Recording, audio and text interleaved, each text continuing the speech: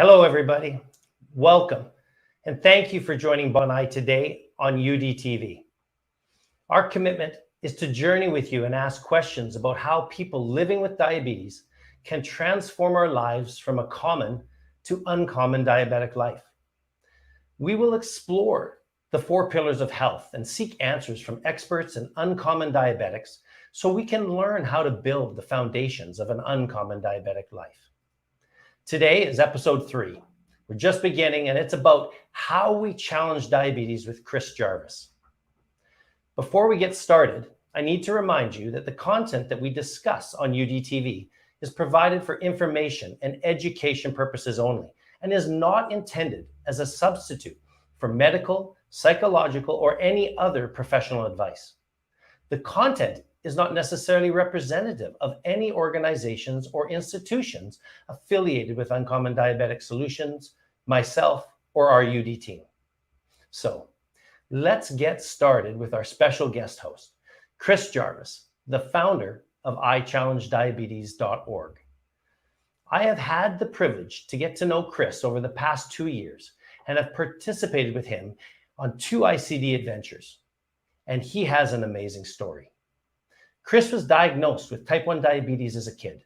He didn't have the type of support that was needed with his diabetes and would often feel alone and facing his challenges related to his type 1 diabetes.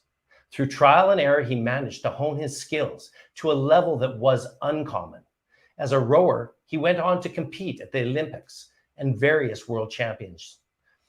He found that even at the highest level, most coaches and trainers didn't understand diabetes, so he mostly self-managed while trying to educate others along the way. He was and is a natural leader. So fast forward 15 years, and Chris's connection to diabetes spans this entire community. And I know from personal experience, Chris loves being able to provide the support he lacked in his early years. This basically helped him start and was the reason that he started to grow ICD Diabetes. And as we can, he's been mentoring amazing people living with diabetes, and he still feels that he hasn't even cracked the beginning of what ICD can do and is capable of. So I want to introduce you to Chris Jarvis, the founder of iChallenge Diabetes, a championship athlete, a leader, a friend, a colleague, and definitely an uncommon diabetic. Welcome, and thank you, Chris, for joining us. Mike. Oh, your mic's off, Chris. You'll have to turn your mic on.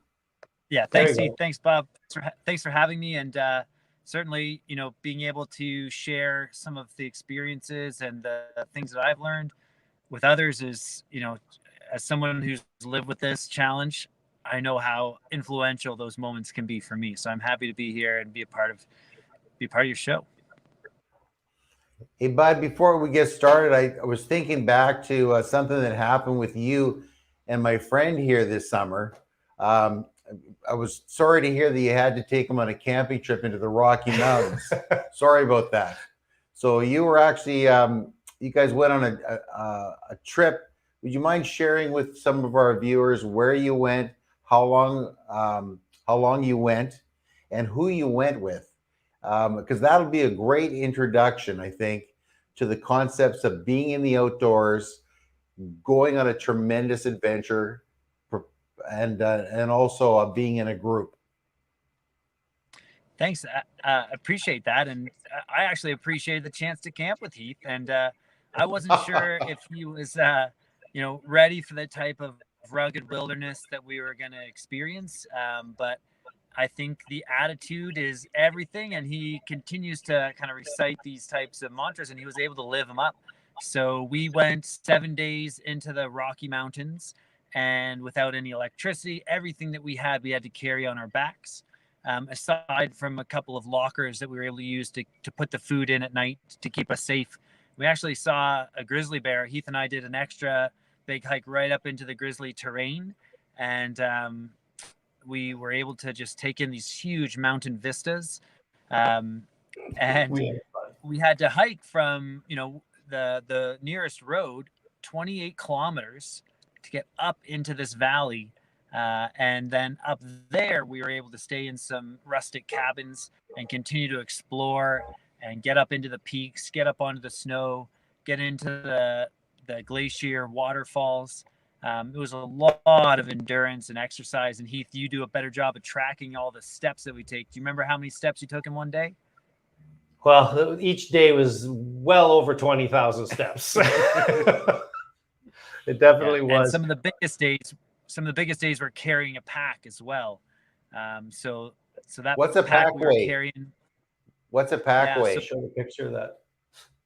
Yeah. So I was just going to say that, for Heath and I, we were trying to carry a little extra weight because we had people that were flying in a helicopter and they weren't allowed to bring much. So we were carrying extra food for extra people coming in. You see the packs there over the top of our heads. And that's what we did for 2 days on the way up in for 28 kilometers. And then we continued to crank out the steps while we were up there, enjoying every piece of that trail. So the experience of it is really something just awe-inspiring. And the purpose of it, I think, for Heath and I is to step away from the norm, right? Yeah. Just step into that uncommon experience, because that's where the change really happens. That's where we get pushed out of our comfort zones. And I think that's where learning, gets accelerated. It's not where it begins. We're learning all the time, but where we're, really pushed is where we're going to accelerate that learning, because otherwise we pay the price. And I think our team was able to hike all the way up there, and there were some struggling moments, but we were able to get through some of these tough points, and everybody got up there into the mountains and then continued to enjoy from there as a team. Really bonded us. Tell me a bit about the group that you went with. You went with him, of course, and you guys were, I think he said the packs were around 100 pounds. But Probably tell me a bit about the group. Yeah, not everybody in the pack should be carrying that much for sure. We had a young girl. Everybody there was type 1, with the exception of maybe one or two friends that were there to support. But we had a group that was all living with diabetes. So we were figuring out how to balance our insulin levels for every one of those steps along the way. And as one person stopped to check, we all learned to stop and look and see what trend we were going through. How would we dialogue to make some adjustments to that? Talking about the types of fuel that we want to use, because some of them are, fly and die. They hit fast, but they're not going to make it on a day where you're hiking for 8 to 10 kilometers, or 8 to 10 hours out on your feet. But yeah, we were out there, and the youngest one was 12 years old, a young girl who was recently diagnosed. And what bravery, Heath? Like, to be able to come out there with this group and to venture into the mountains with a bunch of strangers, but also just to do something like that at that age, that was uncommon. That was really cool. And that, really set the tone for our group as we looked at each person and valued their what they were taking on and their own challenges on the trail. And it made it easier for, Heath and I to carry some heavier packs and put in those steps with the weight. I think the group all showed, from every single one, at different, from newly diagnosed to, guys like myself, almost 30 years of living with diabetes and learning it. It really challenged us, right? In the physical, the mental, emotional, all aspects of it. At different times, we all had different issues and circumstances to manage. So that kind of leads me to a question that I have for you, our first question here. And can you sort of share your story of how you came up with that whole idea of I Challenge Diabetes and the use of the adventures and the outdoors to actually help us learn about our bodies, learn about our mindset, and all the 4 pillars of our life? Yeah, well, I mean, I'm going to give a shout out to those that nurtured me and supported me in these challenges, because there was a lot of moments where I wasn't sure if I should be doing it. Should I be challenging myself like this? And there were coaches that didn't know anything about diabetes, but still wanted to support me to be a part of that team. And that's not just my rowing past is got a lot of history there. But my football coach in high school made a huge impact on me. My hockey coach, my parents, always just looking to see what I could do. So that's just kind of the background of it. And when I looked back, when I got to the Olympic level in rowing, and looked back at how many of these obstacles I had overcome every day, not just making the Olympic team, but every day not being sure if I was going to be able to manage this condition. And I mean, the number of times where I had low blood sugars and high blood sugars, that scared me and the people that cared about me. But I wanted to keep learning and keep challenging myself. And I knew that diabetes wasn't going to stop challenging me. So I think that's where the I challenge came from, is that taking on those challenges helped me to get so much stronger. And now, there's so many things that come into my life that I think like, oh, okay, that's a challenge, but I'm going to manage that, right? Because I've just lived so much of my life with a daily challenge living with diabetes. And for those that are watching out there that are, wondering about this giant hike up into the Rockies and thinking that's a far stretch, it's a stretch, that's for sure. And there's lots of things, and Heath and I have talked about, the smaller steps that we can take, something that's more appropriate for you at the time. But, 28 years into this diagnosis, I've got every confidence that when something happens with my diabetes, I have a good experience of how to manage it. It's not going to be pretty all the time. Sometimes it's going to be stopping me for a moment, but I'm not going to let it stop me from. And that's where I think the I challenge comes from, is that you're standing back up after you get knocked down. And that's a lesson that my football coach taught me really well. He said, you're not going to develop the skill in football to not get hit, to not get knocked down, but you better get right back up if you do. Right. And I think that's the origin of that. And I love sharing that along and seeing other people that are always challenging themselves too.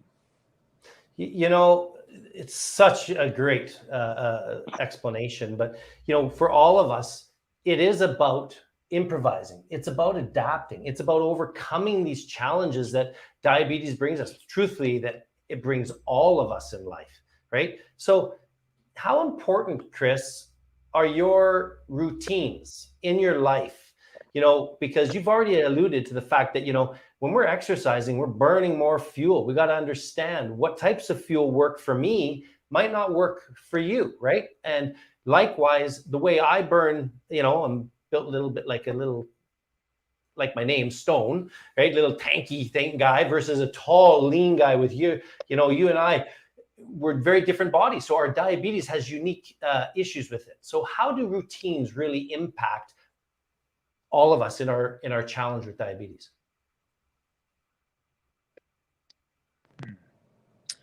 Well, I mean, now we see a lot of emerging technology that can help.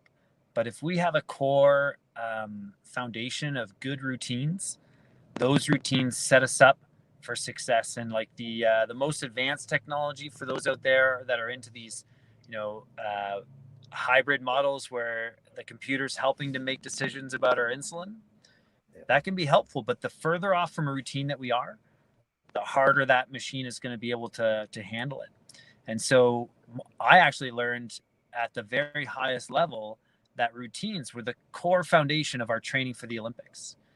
We would build in cycles and cycles so you could get used to that routine of doing the same workout sessions, day in, day out. And every week there'd be a little tweak, bumping that routine up a notch, bumping it up a notch for 4 years.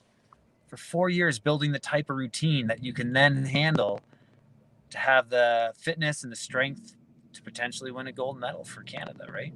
So I think that the routines at the highest level of athletics are helpful. And then with our diabetes management side, sometimes you want to shy away. You want to push those things out of your peripheral, but it's our foundation. It's one of these pieces that makes us strong and helps us hold on. Yeah. What do you think, Bob, about what Chris just said on that? It's really one step at a time. We have to do the adventure. We have to do the hike. We have to do what it is that we do in our life. Do you agree that for all of us, that routine of not trying to climb the peak, that you've done hundreds and hundreds of peaks around BC and Alberta, right? We'll say dozens and dozens. Okay, I'm just building you up a Dozens and bit. dozens. But it's always done one step at a time with each of the peaks or the assaults you're making.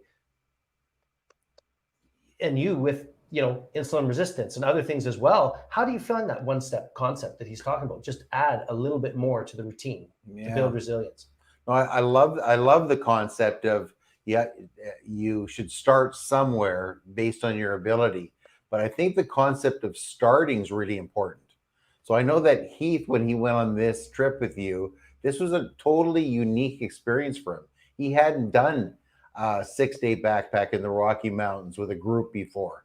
So that was an interesting piece of your mindset, of your routine. So I know in Heath's life, part of his routine is to set challenges for himself, i.e., what am I going to do this year? What am I going to do this month? What am I going to do today to maximize my day?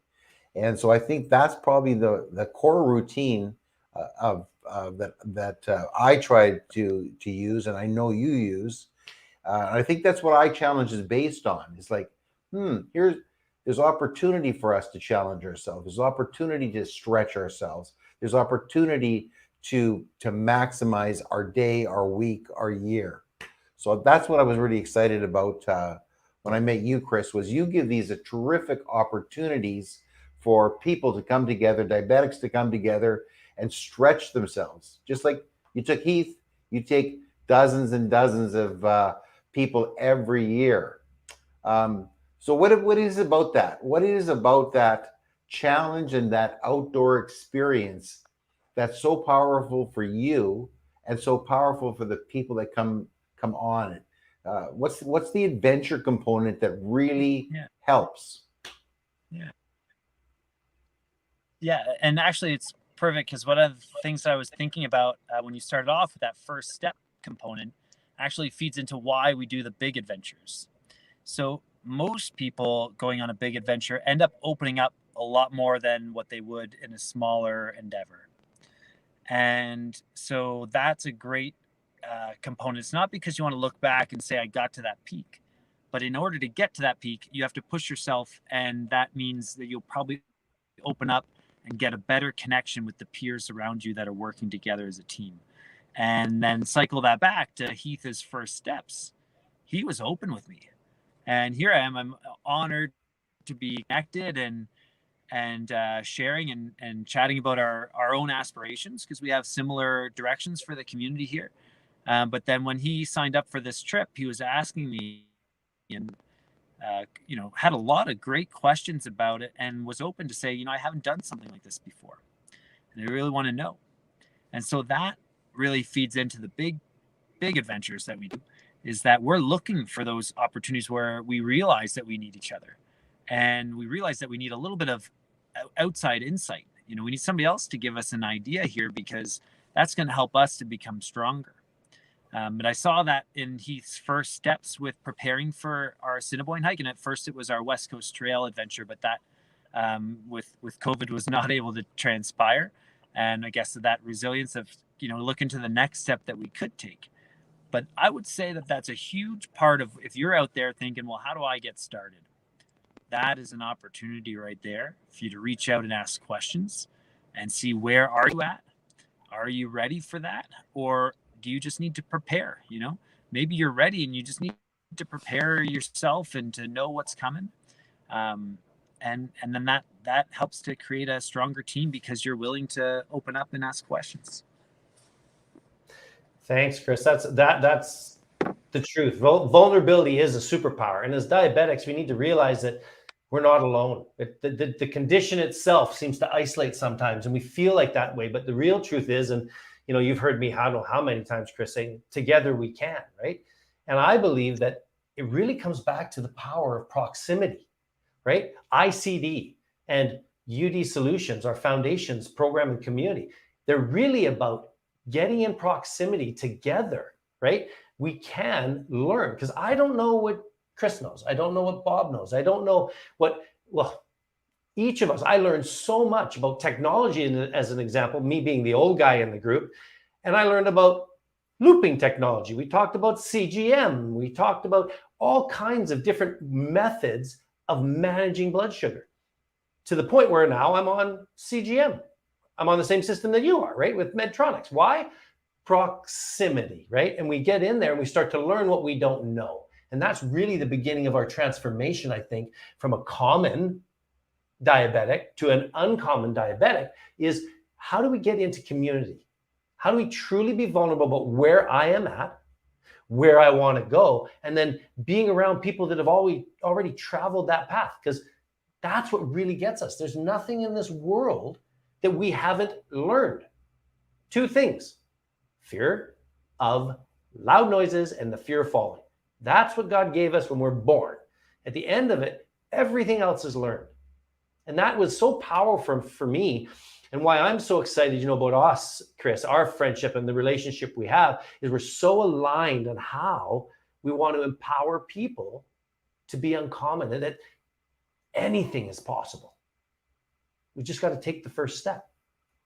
And the truth is that lots of people are stuck in their houses. Yeah. Right. We feel alone. We feel isolated. Sometimes we take the easy way out. We just do our normal, habitual, easy routines, and we don't often think about what we can do to stretch ourselves, what we can do to reach out to others. Where do we go to meet other people that are going through the same journeys that we're going through? And so that's why I think it's a real special place. I challenge diabetes. Yeah.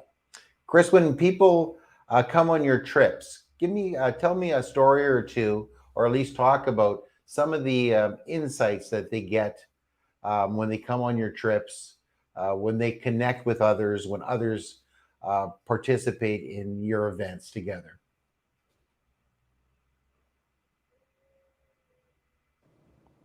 Thanks. I think that idea of like development right from a baby is something that I've learned a lot about from these community engagements, is that we've each developed a different set of fears.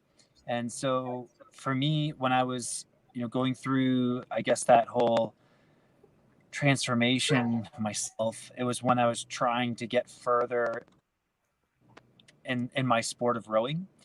And the big fear for me was being a good enough team. And so I was willing to persevere through low blood sugars and high blood sugars. And, I was always trying to balance them to be my teammate, that I wanted to be somebody that my teammates counted on.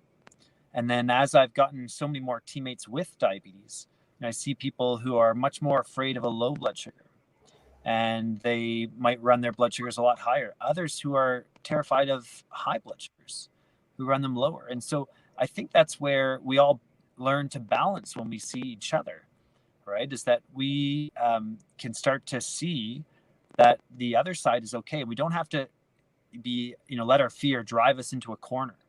And that's where the biggest negative impact is going to come from having diabetes, is if we let our fear drive us into a corner. But if we keep on exploring and see if it's a new technology that scares us, or if it's So we're having some Wi-Fi challenges here. And our health is well with it. Bring together for a lot of value. And I think that's what I've really benefited from over the years, by so many new people. In fact, I was just at a school today, and I met a kid whose first day back after diagnosis was yesterday. And he came up in front of the whole class and demonstrated how he poked his finger. And, he couldn't even remember how the strip went in yet, or how to open the bottle of strips. But he had the confidence to stand up there and to share it with his class.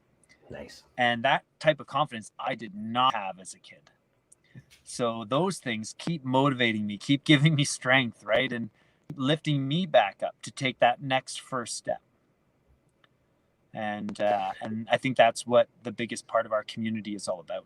And what you're doing with the opportunities that you're creating for people in the corporate setting, or, across this whole platform, people living either with prediabetes or diabetes type 1 or 2, giving them an opportunity to connect and be supported, and also to offer their strengths too, because those things, Yes. when you help somebody else, man, does it ever make a good impact.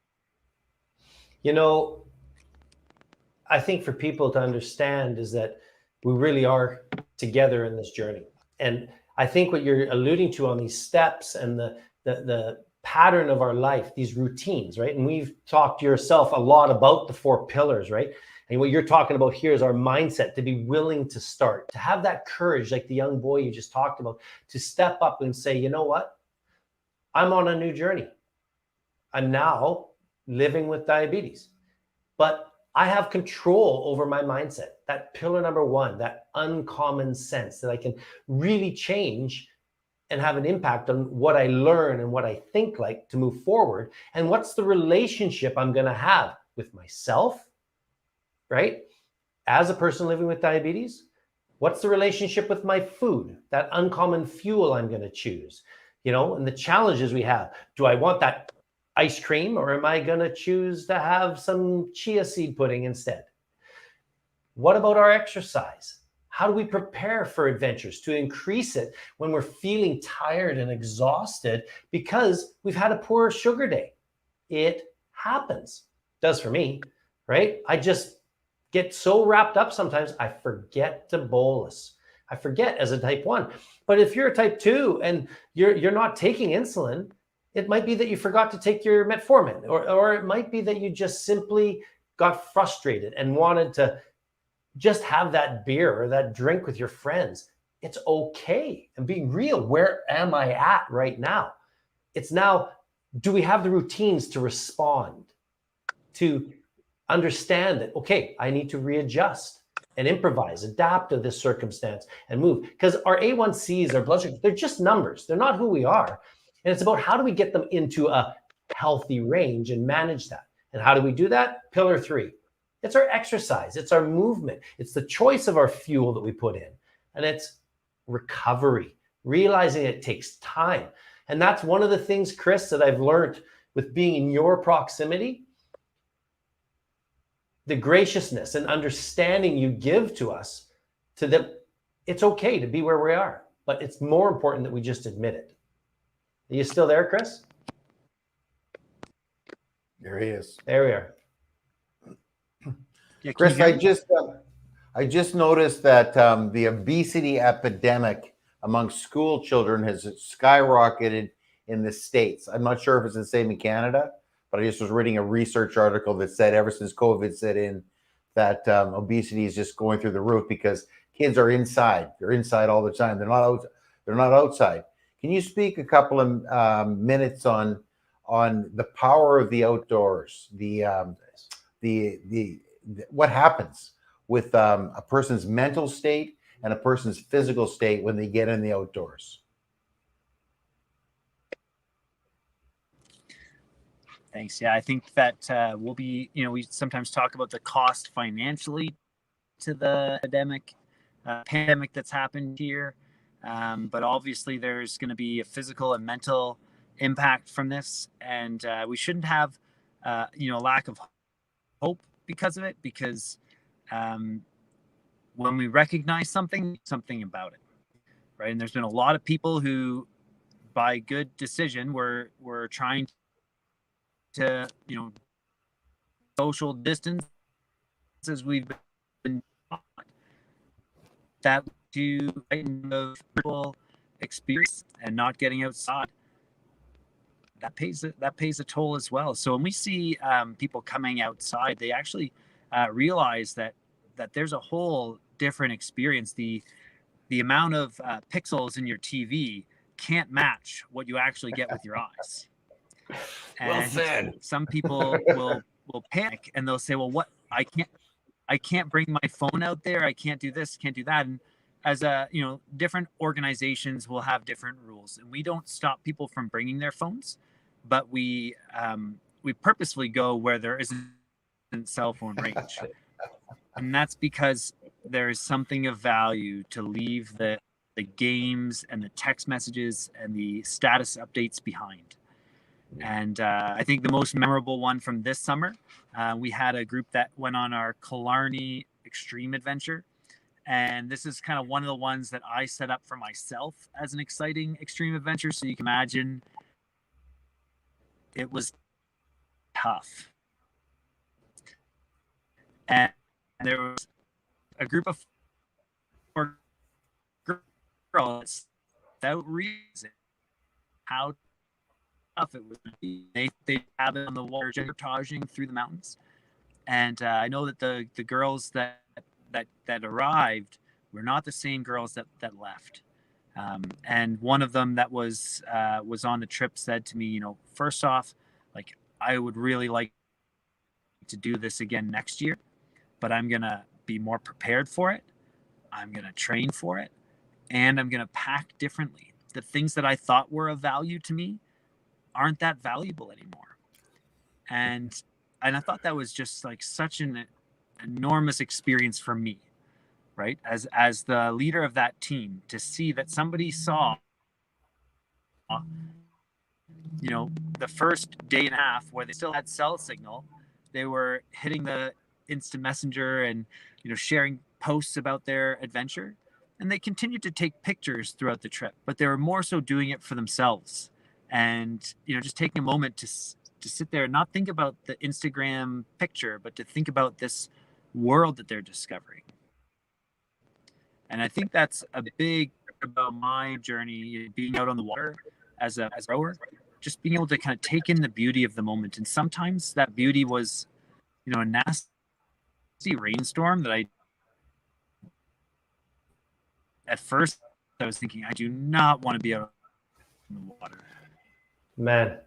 And be in that moment where you're like, wow, like this, even though it's not something I wanted to do, it has this beauty that you experience. And so that's what you know, our extreme adventures might skip. Not only just carrying the pack, but doing it in the rain. But I think those are the big transformative moments for people. There are beautiful moments nestled inside of there that are worth you have to dig deep for. That those things are actually what life is really about, is about seeing yourself in motion out there and enjoying it, right? Not just watching somebody else in a movie, but experiencing it yourself. That's what I think. I think, you know, Bob, wouldn't you agree, guys? We've just talked about this, that the challenges directly that we take on in our life directly relate to the gains that we experience in our life, the knowledge we learn, the strength we get internally, physically, mentally, emotionally that we get from life. And being willing to step forward and do that is important. But one thing that you said that I think was really important was that person that you just talked about said that I need to prepare. And Abe Lincoln said, you know, I repeat it all the time, chance favors a prepared mind. And that really matters in the wilderness when you're out away from technology and, you know, you only got a spot or a sat phone to get help if you need it, right? So I think one of the things that we're doing together is really trying to create a program for people to prepare for these types of challenges in an alliance with ICD and with our UD Solutions and UD Foundations to create a program. And that's something that I'll provide more information about it later, but I think it's an important part for people to understand that when you prepare, you're empowering yourself to maximize the return or the gain you get. And that's for diabetics especially, because we have to plan everything in our life, right? And knowing what to do. Go ahead, Bob.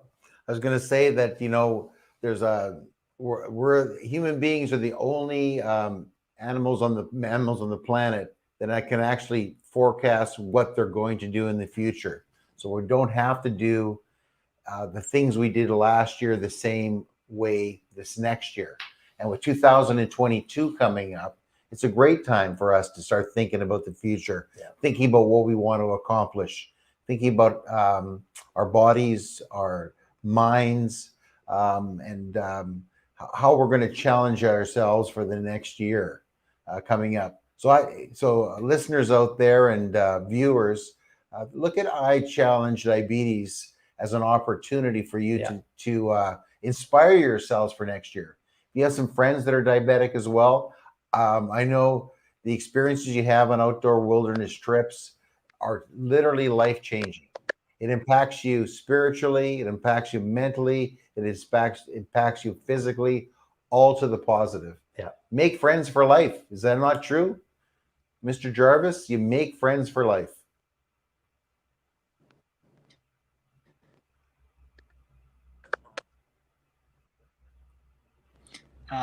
Can you hear us, Chris?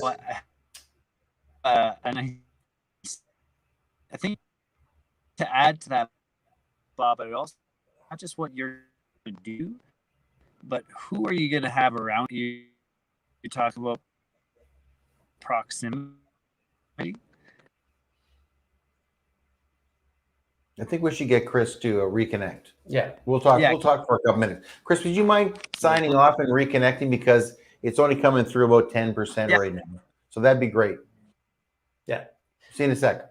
So, you know, what I really want us to do, I think, for our viewers that are watching here today, is Chris's knowledge and his routines are literally world class, right? He is truly an amazing leader on adventures as an Olympian, on and on. So why don't we run him through our one thing routine question and answer? It's a rapid fire. We hit him with a whole bunch of questions, and let's get Chris, when he comes back on, to really give us his one thing for each of them. And we'll hit him with questions like managing your blood sugar levels, right? How and what is the best thing that you can do to manage your overall blood sugar management and reduce your A1C? Or I'm trying to lose body weight today. How do I do that safely and sustainably? Fred, what is the one thing on that? What are your thoughts on that? Well, we'll see how he does. Right on. Let's see how he does. It's a rapid fire thing. We'll just see how he does. That's right. So while you're just reconnecting, Chris, we were talking to the viewers and Bob and I are chatting. We want to run you and give us all, because you are so experienced at living with diabetes, right? And you are definitely an uncommon diabetic in what you do. And I'd love to share with people your one thing. What's the one thing that you would recommend to the question, what you feel is the best answer, and the one thing that will really transform somebody with achieving that? And it's just a rapid fire, whole bunch of questions and answers. Are you up for the game? Yeah, go ahead. Can you hear me now? Yeah, I can hear you. Okay, well, great. Now, before we start the rapid fire, I just wanted to share about planning for next year and the ability to do so. Yes. Good. We also Good. have Thank the you. ability to think about who we have around us and the supports that we need to do that. And I think that's a big part of it. Sometimes it can be really intimidating. You set your goal and you go after it, and you might want to think about, you know, the types of supports that you have around. And I think that's what we believe in here. But that helps to ensure your success. And sometimes part of that pathway is important to do so. So with that being said, I think I would be happy to do some rapid fire. But in terms of what we have planned, that's the way we've been looking at it. And we also take a similar strategy that my rowing coach taught me, not my whole team from My Challenge Diabetes, but we look at what we did last year. What did we do the year before? Where do we think we should go next year? Should we take something away? You know, something that's not helping us? Is that, you know, trading that time that we're spending there? Could we put it in somewhere better? Could we make a better impact for ourselves? And, you know, that's same thing applies for us as an organization. We want to think, who can we have around us that are just going to support us better? It's going to help us to achieve our goals and has a shared mission. So that, I think, was what we were talking about just before I left there. Yeah. And I would encourage you, definitely, you know, if you're thinking about exploring with other type 1s, it's a great way to get some support. For those of you that have type 2, there's still great supports out here. And I think our Uncommon Diabetic Solutions are going to be creating opportunities for you to explore together as well. But it definitely helps to have people that understand and have a like-mindedness to it, for sure. So, thanks, guys. Excellent. Great question. Good advice, Chris. No, 100%. You know, I think that we're going to hit you with a bunch of questions, but I think you can't speak enough about proximity. You know, who we hang with is what we become. And what we're talking about on routines now, and this is what the rapid fire is about, is those routines that we pick up from being around other people from all different types of lifestyles. It's amazing what we learn.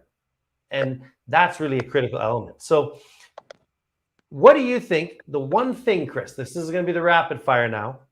What do you think is the one thing you would do to get an advice you would give to get the best result for a person with diabetes to lose body weight safely and sustainably? Of the 4 pillars, what do you think the one thing is that they should act on?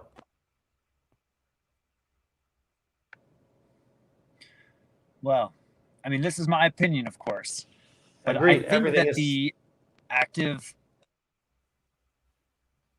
the exercise component helps your whole fuel system to start metabolizing differently. And so that's the way I look at it. And I know that I've had moments where I've needed to reassess.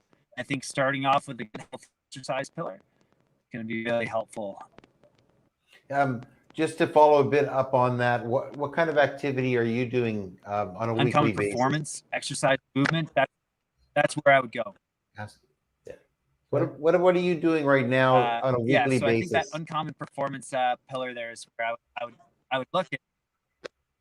I came out of a race that I did with some of my Olympic teammates just a week and a half ago, and it kind of lit that fire for me. And it said, like, I really want to make the time for training. And so you'd asked earlier, actually, Bob, about relationships and how long they last when you connect. So I just had a friend reach out from 8 years ago that we did a hike together in Thunder Bay at the Sleeping Giant. And she reached out to me and she said, we haven't seen each other in a long time, but I've been thinking about you. We've kept in touch through social media endeavors. And she said, I want to do something. So she said that she was going to challenge herself to run 100 kilometers in November, which breaks out to be about 3 kilometers a day. And so we decided to take that on together. And that's a part of my daily exercise routine now is going for a run and getting out there. And that's, for right now, that's working really well for me. And for maybe some of your viewers out there, I'm a dad of 2, and I've got a 2-year-old and a 4-year-old. And I think that's a pretty challenging period in life to transition through, and just encourage everybody to think, if you've stepped off the bandwagon during that parental time period, it doesn't mean that you're done for the uncommon performance pillar. You can find ways to get back in and find ways that are reasonable for you looking back at the last year. So for me, I'm doing that. I'm getting back in, and maybe, a long time ago, I used to row over 60 kilometers a day. I'm not looking to do that right now. I'm looking to do something that's realistic, that's motivating, that helps me to feel better, right? So it's about setting something that's definitely meant for you. Well, I think hit you with another question then. You're talking about, exercise. What would you say are the top routines for the 4 pillars? What do you do to help clear your mind and reduce stress?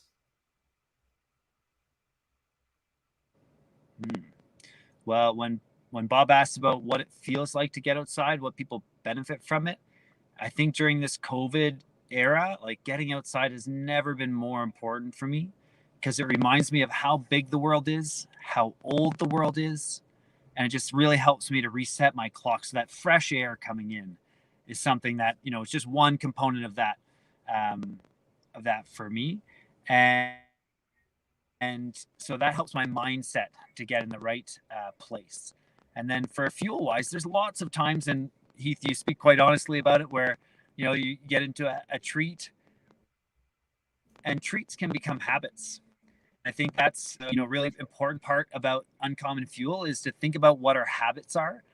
And that's what we need to be most mindful of, right? As if, these Halloween treats end up becoming a daily ritual that lead us, and that's going to be holding us back and actually not adding anything to our lives like that. So that's, I guess, a key component there.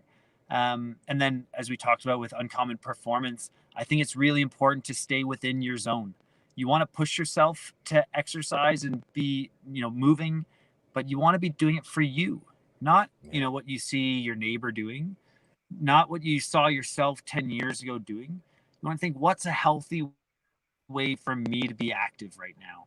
And that's going to make you feel good, And then the uncommon energy right now, I've been thinking about that, getting my rest and recovery. If I'm running every day, I've got to make sure that at some point in my day, I'm also dedicating some time to recover. And hydration, I mean, we've all heard and said it, but it's a simple routine, right? If you get a good routine of grabbing a glass of water, sometimes you might think, oh, I need a coffee right now. But if you're drinking 3 or 4 cups of coffee a day, that glass of water's got to come before it. That's for sure. And sometimes you start drinking the water and you feel like, oh, I don't really need the coffee anymore. It was probably that I was running a little bit low on my hydration, right? So that's a few things for me right now that are, top of mind, and doesn't mean it's the same for everyone, but that's where I'm running through on my 4 pillars regularly. Great tidbits of knowledge and wisdom there. I thank you for that. So what would you recommend for somebody who wants to get involved with the community? Because that's what we're really talking about, that ability to be around people so that we're able to do challenges like you with your friend and starting to run 3 kilometers a day. It's, you and I having our watches connected, and you see and I see, oh, Heath's out on a workout today, or vice versa. I go, man, I got to get out and get busy. Community is more than just working out. It's about having the opportunity to say, you know what? Things are going tough and I need some help on how to fix this little challenge that I'm having. It could be with technology, it could be with anything, right? Just life. What would you recommend as a good starting point with ICD? And then, I know with us, our community, we really want, and we do work with ICD and partner to help as a unit to really help people in their diabetic journey. So what is it for you that was really going to help with the taking action and moving forward? So in terms of connecting with your community, I see a lot of different types of outreach, and the ones that I think are the most hazardous, I'm going to start off with. And that's the person that's looking for the exact right niche that's going to blend with their interests. And I think when you're looking for community, you're actually looking for people who see things differently, who maybe are doing something a little bit differently. And that might be the best opportunity for you, because coming out and doing something, that Bob is most interested in right now, that I haven't been doing, might be a big eye opener for me. And I have an opportunity to learn from Bob and what he's doing and why. And I might realize that, wow, I really like that, And even if it's not something that's going to transform my daily routine, it's going to give me a fresh breath of air. So I would say that a lot of the pitfalls that I've seen is when somebody, who recognizes they really need to get connected, but they're going to pass because, this one's not the right fit. So I would encourage you to think about just, is it possible? Is it something that I could try? And you're not making a commitment for life. When you're coming out, you're just looking for an opportunity. And I think that's kind of transition point. When I see people trying something new, giving somebody a chance, I think that's the most important part. And, it's kind of funny when you see some of the pictures on our website, you might see a whole bunch of people that look, they're all doing the same thing. But when you look a little closer, you remember, Heath, on that Assiniboine adventure, hiking for 7 days together, we had 12-year-olds, teenagers, young adults, older adults. Old men. We actually even took an old man around. That's good for you. So that age part is just one component. And I think the community can surprise you that people with differences add more value. The fabric becomes stronger when we bring our differences and we accept each other and learn about each other. It's really going to make the opportunities all that more impactful. So that's a long answer to your question there, but I think that's an important part for you to think about when you're looking for community, is give people a try, and you'll realize how much more value the people that don't look like you, don't do the same things that you do, will offer when you have some common ground to start the discussion. You know, that really hits the old adage, right? Of if you do what you've always done, you're going to get what you've always got, right? So I totally support that, right? Because if we're willing to look and try something new, right? And see other people having success with something and we actually copy them, because it's very simple. Routines tell you what the results will be, right? When I look at you, Chris, I know the results you're getting. It's because of the routines. If we do what we've always done, we're going to get what we've always got. If we want to have what others have, then we just need to do what others do. So take courage and just step forward and join a community. Like research ICD, research Uncommon Diabetic Solutions, research Mastering Diabetes. There's many, many, many organizations that are out there, and find one that fits for you. I know that Chris and myself and Bob would love you to come and join our communities, because we really want to work together and bring that diversity, those different age groups, people from all different walks of life, to challenge diabetes, to transform and live an uncommon diabetic life. Do you guys have any other comments or closing thoughts on that, Chris?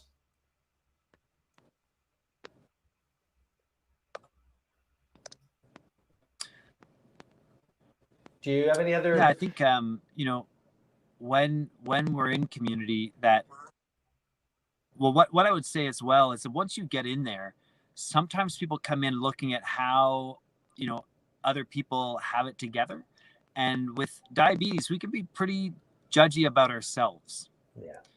And so I like to encourage the group to recognize what you bring to the group, as well as recognizing how can we be more like Bob. The way that he connects the group when we're in a group setting just feels so good. Yeah. And I want to be just like that. So I don't think about the fact that Bob's better than me. I think about, wow, Bob really did that well. How could I be a bit more like that? Yeah. And continue to recognize yourself for what you bring. And I think that when you get out there, it's to help you to feel less intimidated if you're just thinking, how could I do that a little bit more like that?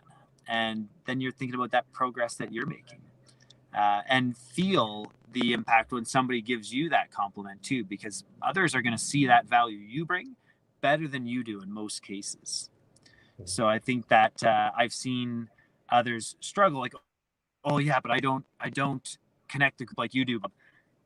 And so if Bob's giving you that compliment to share what he thinks you're bringing to the group, make sure you absorb that and keep trying to be, you know, that little bit more that you want. But you've got to start off with acceptance of your own strengths, and in order to move forward. I think that's my thought on it. It's brilliant. Bob, how about yourself? Well, I just wanted to say thank you, Chris, for joining us today. I was so excited to just chat with you again. But along those three lines of adventure, outdoors, and group, right? That's what we tried to do today. And you set a fantastic bar for that adventure word. Most of us, we don't think about adventure. Adventure to us would probably be flying to Hawaii and sitting on the beach for a couple of weeks. But there's adventures to be had right in our own backyard. And we have the intentionality to actually plan those adventures out. We can make 2022 the most adventurous times of our life if we want to.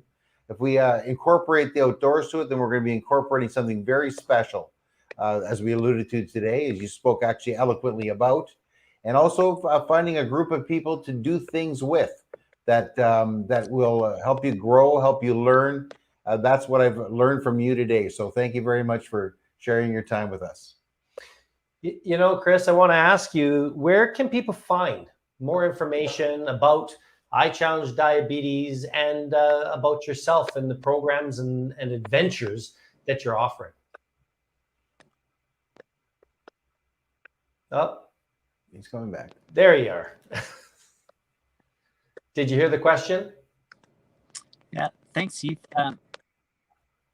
So yeah, I think thankfully we've had the iChallengeDiabetes.org rotating through the screen there, as well as uncommondiabetic.com. But we're also on Instagram, and we are on Facebook.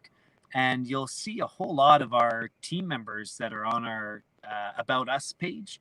And you'll see just what a diverse community this is. I think that's really helped when we think about the growth of our organization. I'm just floored and blown away by these both youth as well as friends that have so much experience to offer coming together. But I would check it out and reach out about anything that you're curious. Right on. Well, you know, Chris, I really want to thank you for your time today, the wisdom and the experience that you have with. Did you catch that, or did I break it? You got it. No, we got it. It was good. And I'm just wanting to really thank you for participating today, bringing your wisdom, your knowledge, and your experience of being an uncommon diabetic to us, our viewers, and everybody that's going to be is in your community and our community and is coming to join us. And we're really excited about that. So thank you again. I really want to offer everybody here today watching, and everyone who watches this video in the future, that just know that you can transform your life from a common and what you feel sometimes alone or uncommon diabetic life to an uncommon diabetic life. And that's full of energy, health, and the ability to perform at whatever standard that you've set. And I want to invite you on Thursday at 4 p.m. to join me, to join Bob, and participate in our Transform workshop. It's a 2-hour time where you get to learn about the 4 pillars of health and just how we can transform our life and move forward in our journey, taking that first step. And during that time, we'll also talk a little bit more about the full services that we offer at Uncommon Diabetic Solutions. But please take advantage. Join us on Thursday, 4 p.m. Pacific, 7 p.m. Eastern, for the UD Transform workshop. And thank you for your time today and joining us on this journey of challenging diabetes and transforming our life to an uncommon diabetic life. Chris, I'm really looking forward to our next adventure and us collaborating more as we try to help others living with diabetes. Thanks, bud. Great to see you guys. Thanks so much.